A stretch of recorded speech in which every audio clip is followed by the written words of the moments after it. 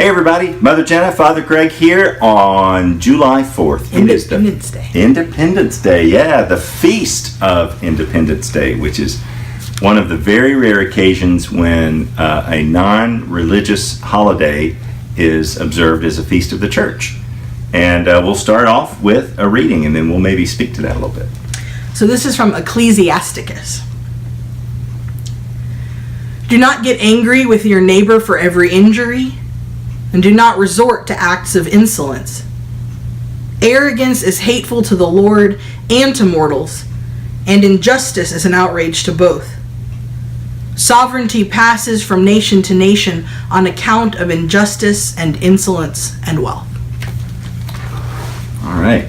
Well, Jenna, what's interesting to you about this day? Well, so I struggle actually with Independence Day being a prayer book feast.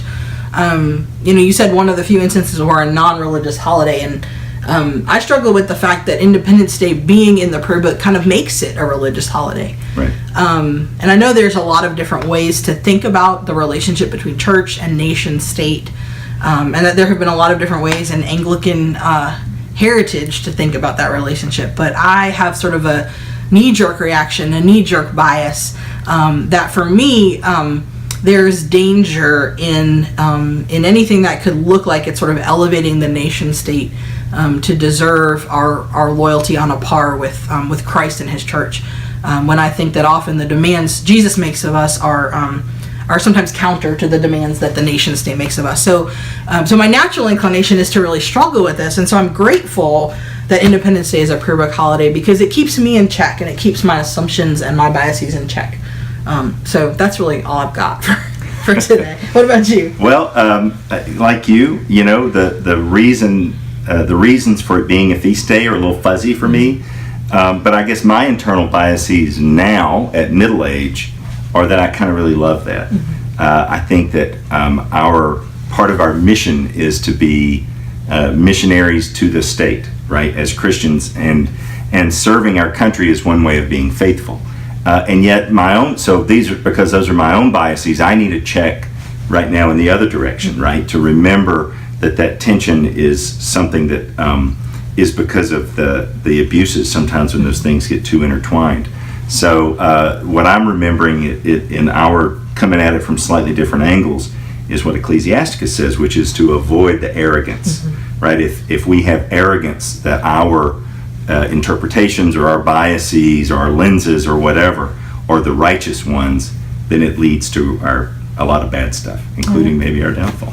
Yeah. So we always close with a prayer, but instead of our collect from the prayer book today, I'm going to read from a hymn. Jenna has been so kind to lend me one of her old prayer books. This is from a hymnal that was, I think, unauthorized, but attached to the back of a 1789 prayer book. It says the hymnal's from 1858. And this is a couple of stanzas from one of the hymns.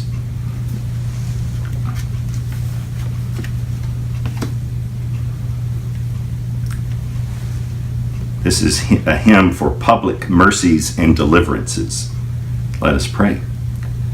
Then praise this God who bows his ear, propitious to his people's prayer, and though deliverance he may stay, yet answers still in his own day.